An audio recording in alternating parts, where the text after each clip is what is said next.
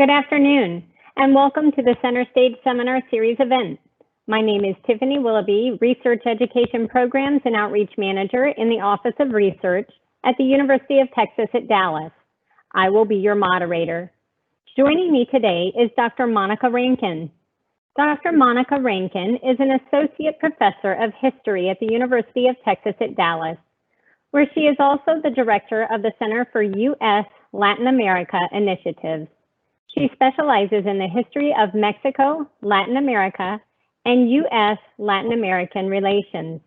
She completed her Ph.D. in Latin American history from the University of Arizona in 2004.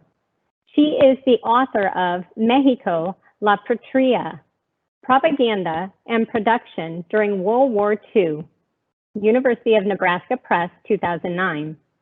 The History of Costa Rica, Greenwood Press, 2012, and Encyclopedia of Latin American History and Culture, The Search for National Identity, 1820s to 1900s, Facts on File, 2010. In addition, her general textbook on Latin American history exploitation, inequality, and resistance, 3 Centuries of Latin American History, Oxford University Press, and her primary document reader, Problems in Modern Mexican History, Rowan and Littlefield, were published in 2017. She has written several chapters and articles on various aspects of Mexican and Latin American foreign policy, gender, and popular culture during World War II. Her current project, A History of the Office of the Coordinator of Inter-American Affairs during the 1940s, is under contract with the University of Nebraska Press. She is a recipient of research grants through the Fulbright Program, the Roosevelt Institute, the Truman Institute, and the UT Dallas Center for U.S. Latin American Initiatives. Other research projects continue to examine popular culture, propaganda, and nationalism in the 20th century Mexico and Latin America. In the area of pedagogy, she was the winner of the 2015 Regents Outstanding Teaching Award for the University of Texas System. She is known for her use of Twitter, animation, and other forms of emerging media in the classroom. Currently, Dr. Rankin directs several study abroad programs in Mexico and South America for UT Dallas students. Please join me in welcoming Dr. Monica Rankin as she takes center stage in the spotlight. Dr. Rankin, welcome. Thank you very much, Tiffany. And I want to also thank everyone, all the staff of the Office of Research here at UT Dallas. It's a real honor to be here sharing all of the exciting things that we've been doing at the Center for U.S. Latin America Initiatives, and to talk a little bit about some of our plans for the future, especially since everyone's situation has changed considerably since we have been in a new COVID moment, as we're calling it, in Coos Live. To just kind of guide us through a little bit of information about what is the Center for U.S. Latin America Initiatives, or Coos Live. And we really like to refer to ourselves as UTD's gateway to Latin America. The center has been in existence for quite some time. It opened in 1996. And its original form, the center was the U.S. Mexico Center, and focused all of its activities on initiatives that brought together academic institutions and scholars and students from Mexico and the United States. In 2014, the center changed names and kind of changed direction a little bit to encompass the United States and all of Latin America. And the following year, I took over as director. So in the past 5 years, we have really been kind of shifting our focus to embrace programs that are very student-oriented, that promote research between the United States and Latin America, and continuing a lot of the earlier activities that the center had been involved in, with some community outreach, sponsoring events on campus, and partnering with institutions in Latin America to sponsor events in Latin America as well. So that's been kind of our focus over the last 5 years. It has been an absolute delight for me to be a part of it, of this center, and to be overseeing some of our new programs during that time. And I think that we have a really vibrant kind of collection of researchers, faculty members, and students who've become a part of the center, who've become a part of our kind of day-to-day reality. And we miss everyone right now since the university is closed to a lot of foot traffic. But this has been kind of the general trajectory of the Center for U.S. Latin America Initiatives over the last couple of decades. I like to talk about what we do in a couple of different ways. And the first of these is to really emphasize the fact that all of the programs that CUSLI sponsors are extraordinarily interdisciplinary in nature. And I think one of the things that really delights me the most about the center is that it encompasses that interdisciplinary spirit that UT Dallas stands for. UT Dallas has always been a university that embraces the interdisciplinarity of its programs, and that encourages different schools and different programs to talk to each other and to partner together in innovative ways. And so with the center, we've really been able to carry that mission through. We have faculty associates from every school on campus. We have student participants through our Delegados program, our study abroad programs, and other student-oriented programs that have come from every school on campus. And I myself am a historian, but I find that sometimes it's our students coming from the School of Management or from neuroscience who sometimes are even far more involved and engaged in what we're doing than even the students coming from my own school. So I need to shout out to the students from arts and humanities that we need to up our game a little bit. So we're very interdisciplinary. It creates such a vibrant atmosphere in the office and in the programs that we are involved in, to have so many different perspectives, so many different approaches to research methodology influencing what we're putting together and how we're executing those programs. We also focus a lot on our Latin American partnerships. We have partnerships with universities across Latin America. And these partnerships include basic things like sponsoring talks and events, but also kind of broader partnerships for student exchange and research partnerships. Some of the research support that we've given in the past has been to help support these partnerships. The research that takes place in our center can be in Latin America, can be about Latin America, can be about the experience of Latin Americans here in the United States. So in terms of being that gateway to Latin America, anything in or about Latin America is what we're about. And a lot of what we do, particularly since we have so much energy coming from our students in the last few years, has involved a lot of outreach to the Dallas-Fort Worth Latinx community. I want to make a quick mention about our on-campus presence. These are some scenes from our office in the Johnson Building 4.602. This is an office space that we moved into a few years ago. It is strategically located in a very high traffic area of the building that is devoted to arts and humanities. And these scenes are actually fairly typical scenes on a typical day in our office. It's oftentimes filled with students. Maybe you'll notice the photo on the left in the bottom left corner with the bowl in the middle. That's the Halloween basket. This is also quite typical. We often are filling our students full of sugary treats, some of them coming from Latin America and some of them just chocolate because everyone loves it. We like to joke that we lure our students in with our chocolate and then they stay and sit and talk for a while. But I think they also really enjoy being there. Our space on campus is a bilingual space. Students can come in and practice their Spanish. Those who are less comfortable may just want to come in and talk to us about projects that they have going on, or whatever initiatives we might have coming up in the coming weeks. They may want to talk to us in English, but we're a space where any students who are from Latin America or just have a deep appreciation for Latin America are completely welcome in our office, and we try to make it a very inviting space. One of the reasons that I want to start this presentation with our campus presence is that, as I mentioned at the beginning, we are the entire campus, the entire DFW area, the entire world is now in a very different moment than we were 6 months ago, because we can't physically be present in the same space like we were in earlier years. So our campus presence is no longer as much of a physical presence as it was even at the beginning of the spring semester. And we miss seeing our colleagues and our students every day.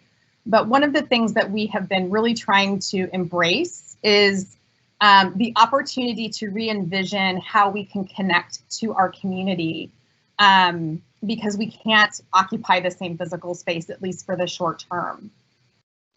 So one of our upcoming initiatives that I want to talk about today involves how we can make this shift to this new kind of COVID reality, where a lot of what we're doing is from home. The limitations of who can see each other face to face are quite strict, and so this limits a lot of the kinds of activities that we have been involved in the past. We just got confirmation this morning, so I'm very happy to announce that one of the ways we're going to be able to make this shift is through a partnership with the Texas Women's Foundation, who is offering a grant to the Kuzlai office for a digitization project that is going to allow us to take many of the research resources that we physically house in our center and begin a digitization process, so that students and researchers who physically would come to visit us in the past now can have access to this remotely.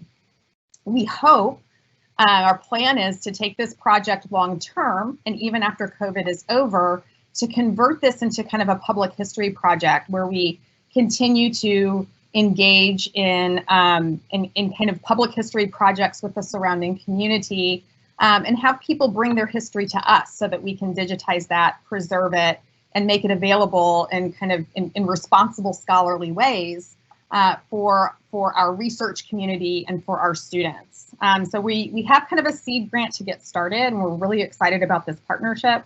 And we'll make that pivot into what our digital presence can be for the next however long we're in this situation, and then use that as kind of a foundation for where we can go in the future, and being more involved in public history and preserving a lot of the local histories of the Latin American community in the Dallas-Fort Worth area. So we're really excited about that.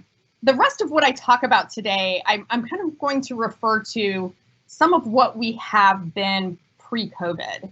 And so this is kind of framing the rest of my talk about Kuzlai today in terms of what we had been and what we want to get back to. So we'll continue our public history presence once we're back to normal, whatever normal is going to look like in the future.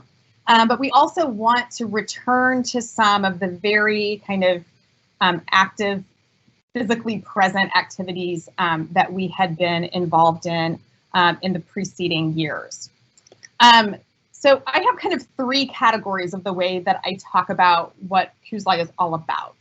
The first of those are our student initiatives and our programs that really focus either on curriculum or student programs, and programs that are really designed and intended for our student population. The second of our activities I focus on are activities involved in research support. So a lot of the public history program that we're getting started with this semester will fall under this category of research support. And then the third of these, I talk in terms of community outreach. Some of these have a little bit of overlap with each other, but generally these are our three categories of how we see ourselves. So I'll start with a few comments about some of our student initiatives. A lot of what we have been doing with students over the past several years involve taking students to Latin America. We have a couple of formal study abroad programs. The one that you're seeing here on the screen is in Oaxaca, Mexico. It's in the southern part of Mexico. very language intensive, very intensive study of history and culture. The students are fully immersed in their program for 6 weeks minimum. Many of them stay an additional month and do internship programs and other immersive things for an additional amount of time. We had this program going for 4 years. We had to cancel the 2020 study abroad program because of the COVID crisis. We had a very energetic group of students who were set to go and really looking forward to their experience this past year, but we had to cancel all of the international travel that UT Dallas supports because of COVID. But we've had a lot of students participate in this in the past. And this is one of the programs that I really want to stress is kind of the epitome of our interdisciplinary presence. Because the students who participate in our study abroad are students who come from all walks of life and come from all types of majors. We have a lot of pre-med majors, students who want to improve their Spanish skills and also their cultural fluency in Latin American culture, knowing that if they want to become a doctor in the state of Texas, that they will be better able to service their patients, having those kinds of experiences. We have a lot of students coming out of our School of Management. We have a lot of students coming from our public policy and political science and international political economy programs who see this as a really good opportunity to get a firsthand experience in other cultures and other systems around the world. I get a handful of history students, which I always find very delightful. But I believe that this program in the past has had students from schools all across campus, from every program has been represented in this study abroad program. So this is not just students wanting to study language, and it's not just students wanting to study history. It's students coming from all kinds of programs that we usually, we oftentimes don't associate with study abroad. As I said, a lot of our students are pre-med, so some of the activities that we include in our study abroad programs are very close examination of public health programs in Mexico. This is a public clinic in a village kind of out in the mountains outside of Oaxaca City that services a largely indigenous population. A lot of the patients at this clinic don't even speak Spanish.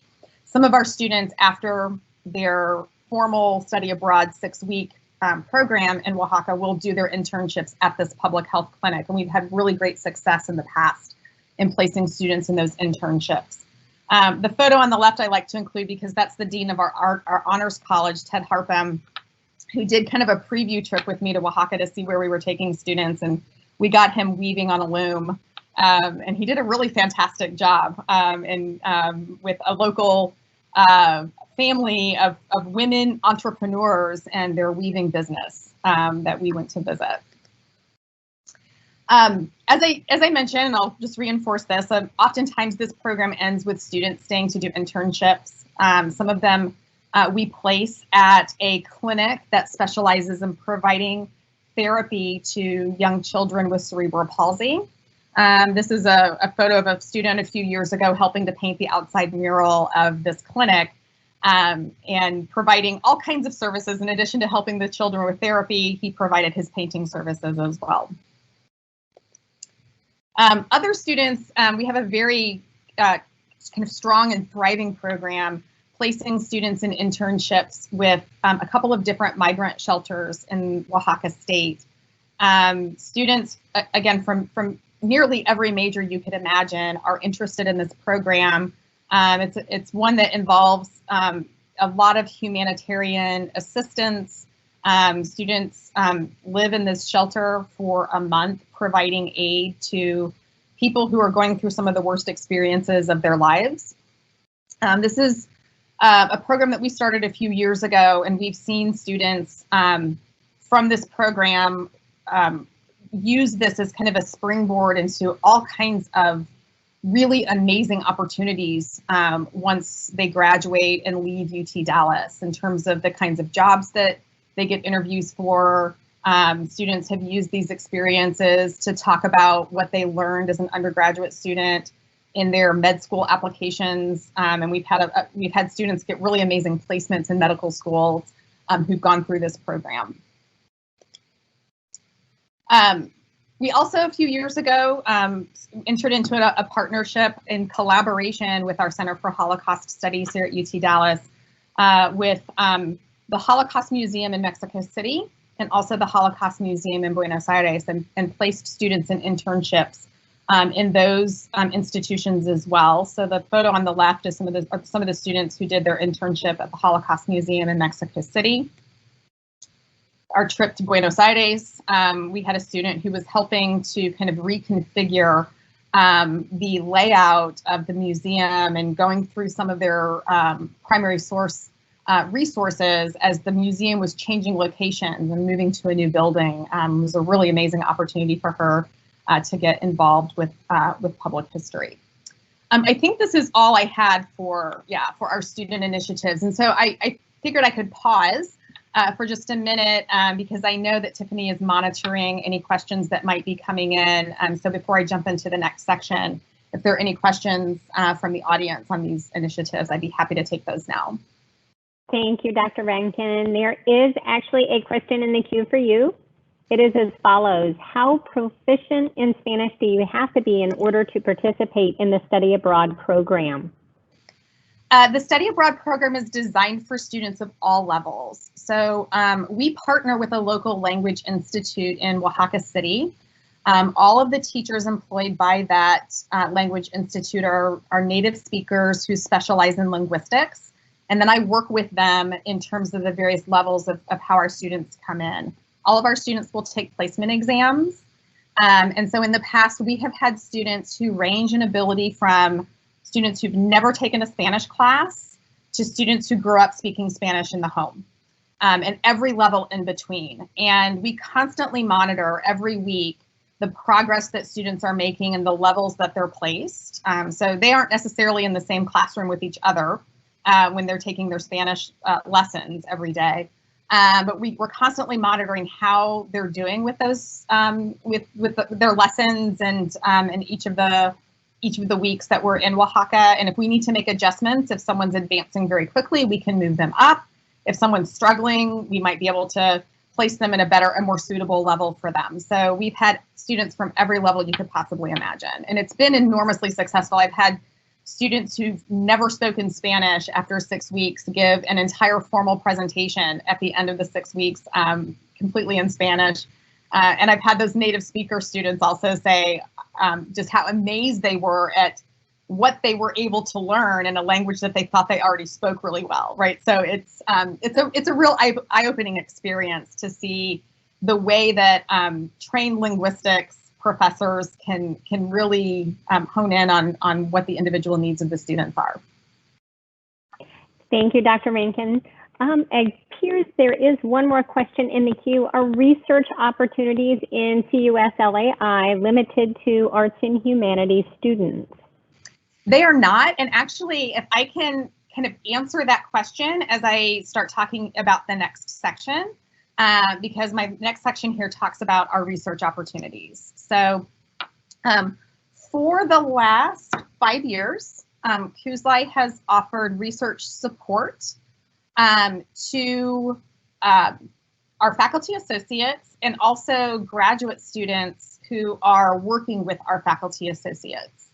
And that research support has been available to anyone who's kind of connected to one of our faculty associates, regardless of school and regardless of discipline. So oftentimes, because a lot of the support that we're giving is for projects studying Latin America, studying kind of Latin America as content, something about Latin America. Much of what we've supported in the past has been for students and faculty coming out of arts and humanities and coming out of the School of EPS, because a lot of the programs in those schools have an international component or have requirements where students need that support to study something about Latin America. But it is not by any stretch of the imagination limited to students coming from those schools. So here's a couple of examples of some of the research support that we've given in the past. Our research support has ranged from, most of these are travel grants, and it has ranged from anywhere from about $500 to several $1,000s, depending on what the scope of the project is.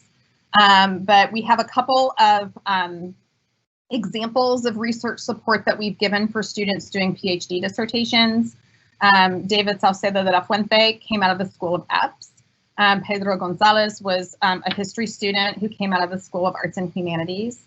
But the second example on here about La Malinche, this was a research project primarily through one of our faculty associates in the School of ATEC, and this was for a digital narrative gaming project about a kind of a character in Mexican history, but the entire project was for digital narrative gaming. And this was a partnership that she had formed with a gaming expert from another university, and we gave some seed money to that project.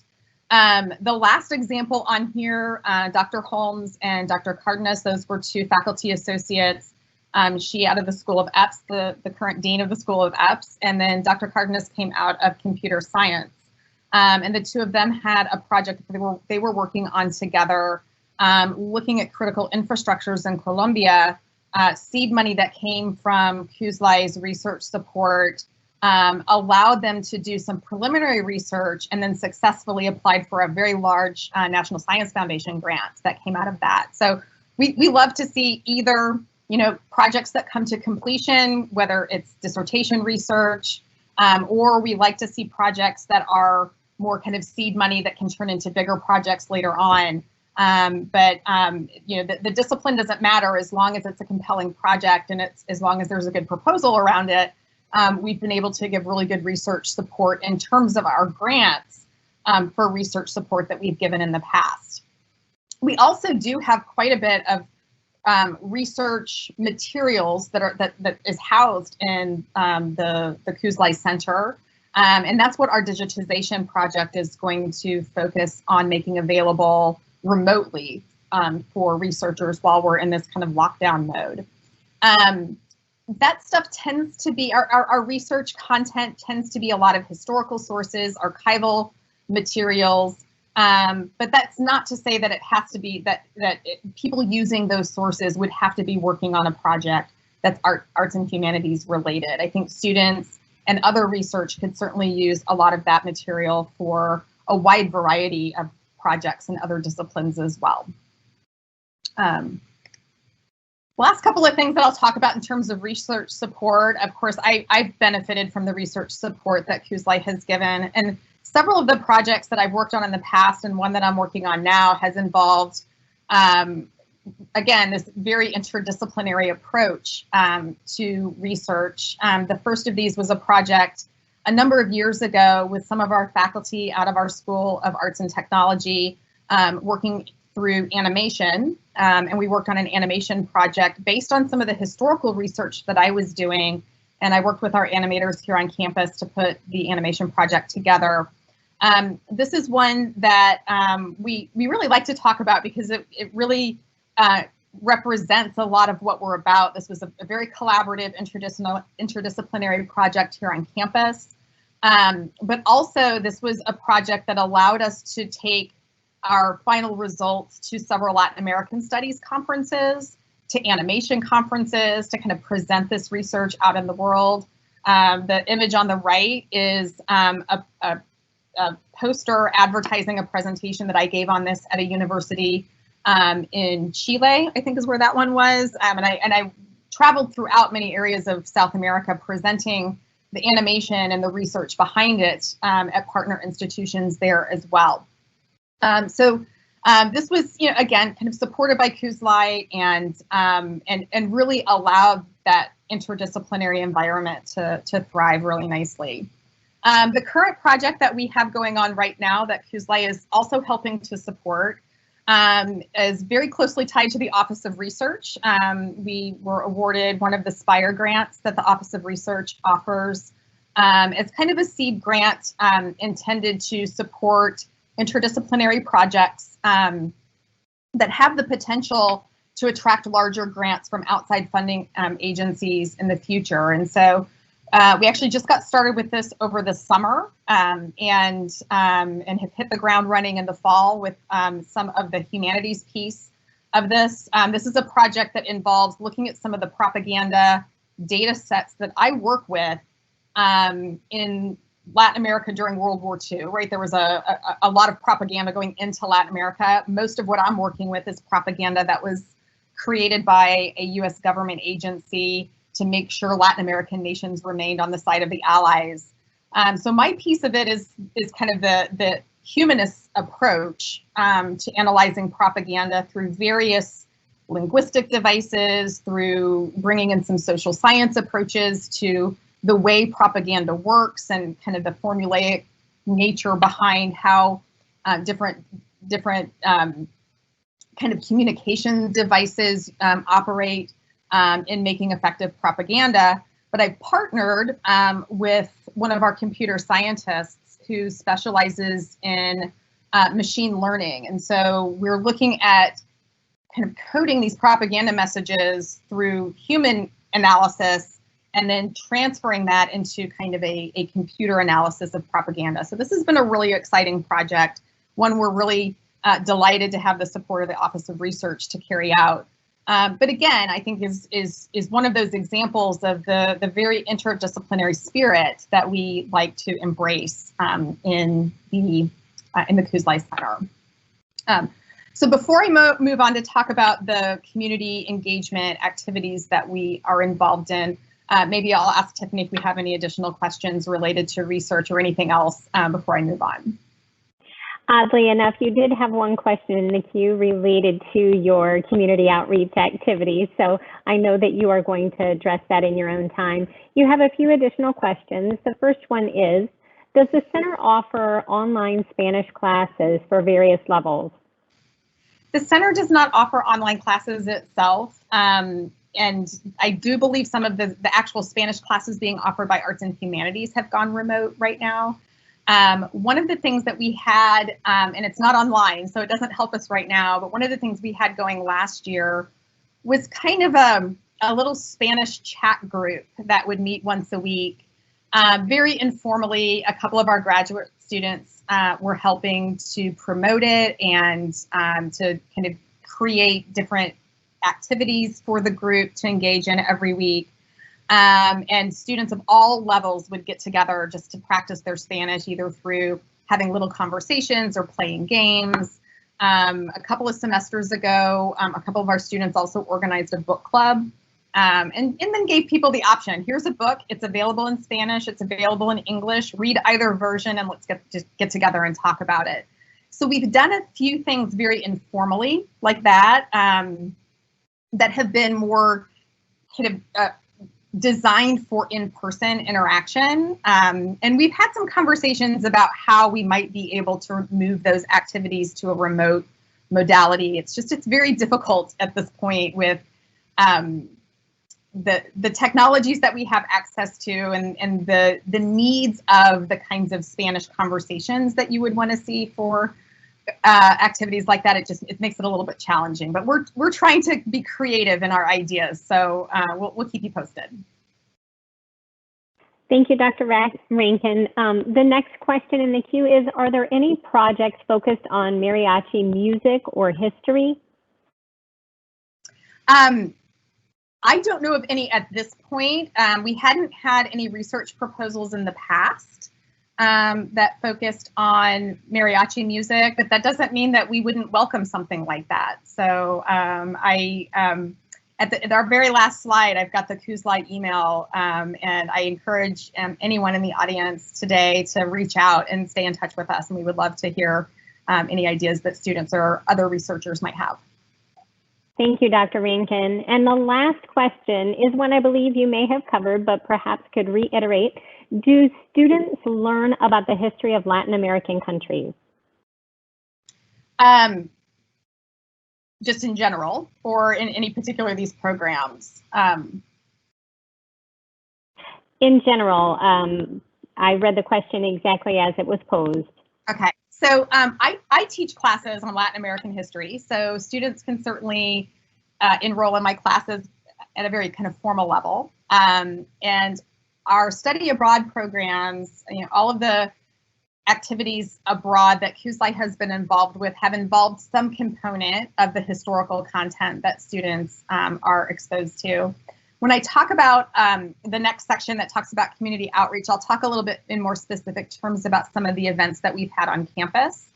And a lot of those are really oriented toward Latin American history, Latin American culture, the political environment in Latin America. We've done a number of things looking at current elections and current political cycles and things like that. So there's a lot of opportunity even outside of the classroom through some of the events that we sponsor. Now, of course, those are going to be very different in the next couple of semesters because they will be remote, but we will continue to look for opportunities to have events to engage students and the community.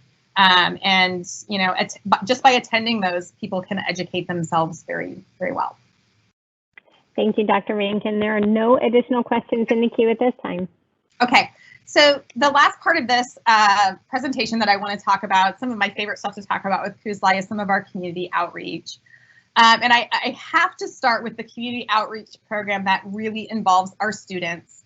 A couple years ago, we had a lot of students stopping in the office, knocking on the door, popping in, seeing that we had candy, and then saying, well, what is this place? And is there a way students can get involved? And at the time, we didn't have a better answer for students than, well, come to our events, right? We're having a lecture on campus next week, come to that. And I think that's a fine answer.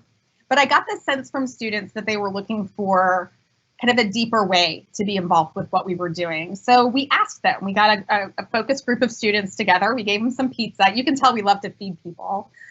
We gave them some pizza and we said, when you ask us how you can be involved, what does that look like to you? How would you like to be involved? And what students came up with was our Delegados program. So we have a program where students apply for this. They tell us the reasons they want to be a delegado for the QSLI Center.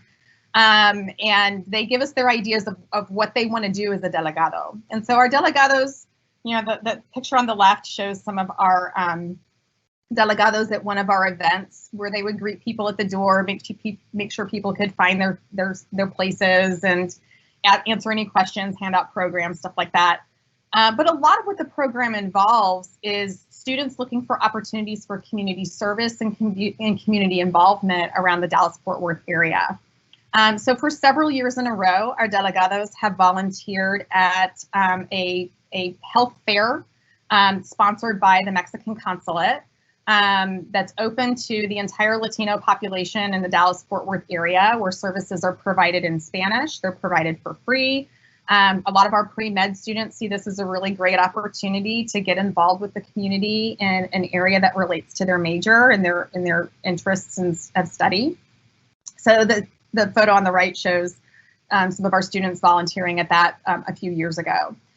So our delegados are constantly looking for opportunities to kind of give back to the community. It's oftentimes the delegados that we see a book club form, right, or a Spanish chat group form out of the delegados, but then they also manage to pull in a lot of their friends and people that they know who might be interested in this as well. So we in the past have had anywhere between 10 and 20 delegados for the last few years at any given moment, and they have just brought a really nice level of energy to the office and a lot of really great ideas about what they think QSLI should be involved with and how we can support their interests and their energy and how they can give back to the community. So our delegados are by far one of my favorite things to talk about in terms of community outreach.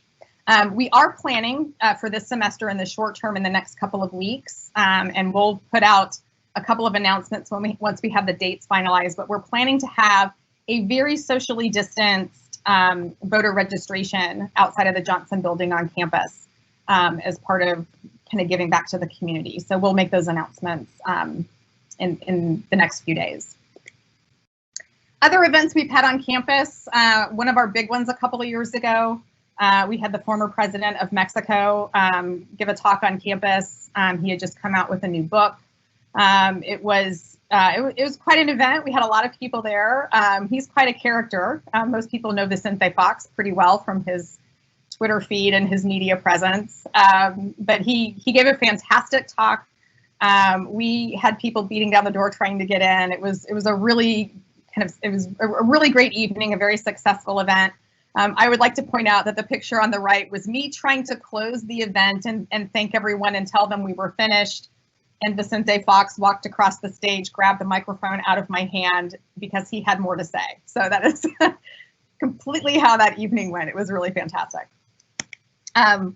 Last fall, we had a very generous donation from some friends of Kuzlai in the community so that we could host a Latin American dance festival.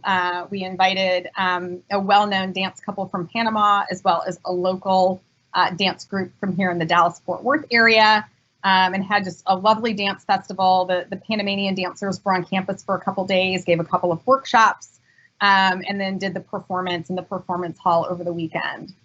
So, you know, a range of different activities and the types of events that we would have on campus.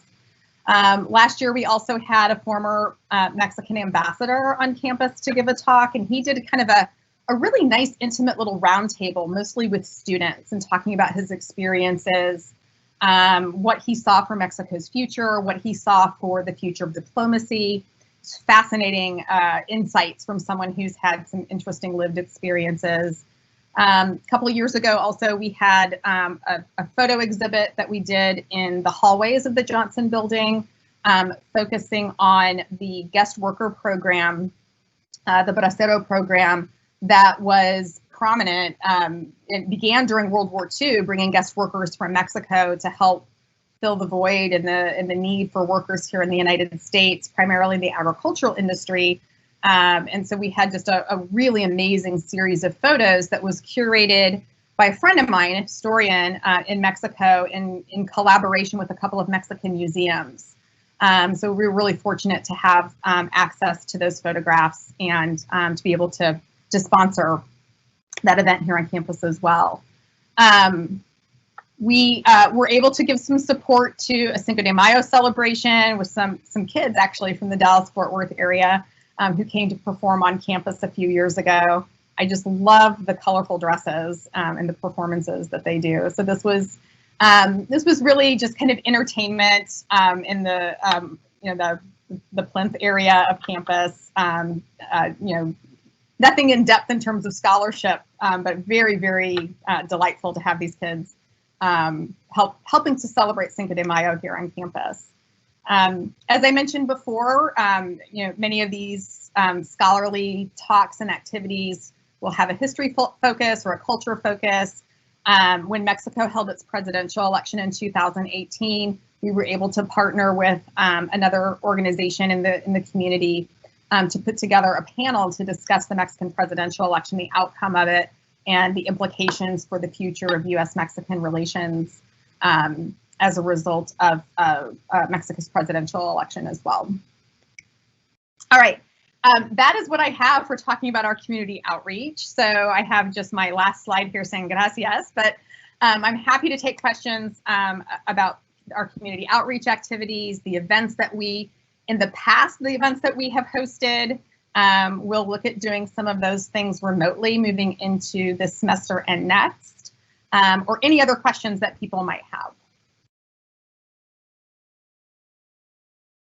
Thank you, Dr. Rankin.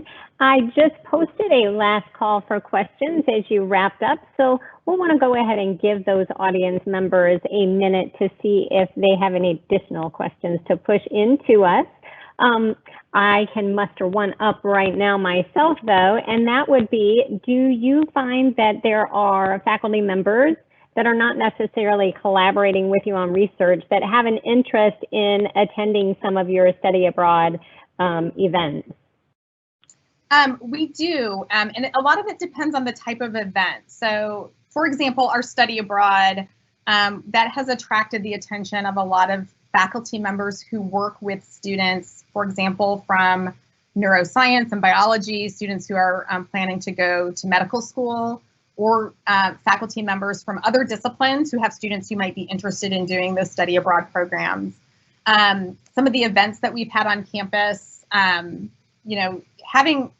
a talk about Mexican politics has a way of really being of interest to anyone studying any kind of politics, right? So because a lot of what we do branches out so much into so many different disciplines, I find that we tend to get attendance at our events from a wide array of constituents across campus, which is really nice to see because, like I said, that interdisciplinary kind of nature of what we do creates such a vibrant environment for us to exchange ideas and for our friends of Coos Live to exchange ideas as well.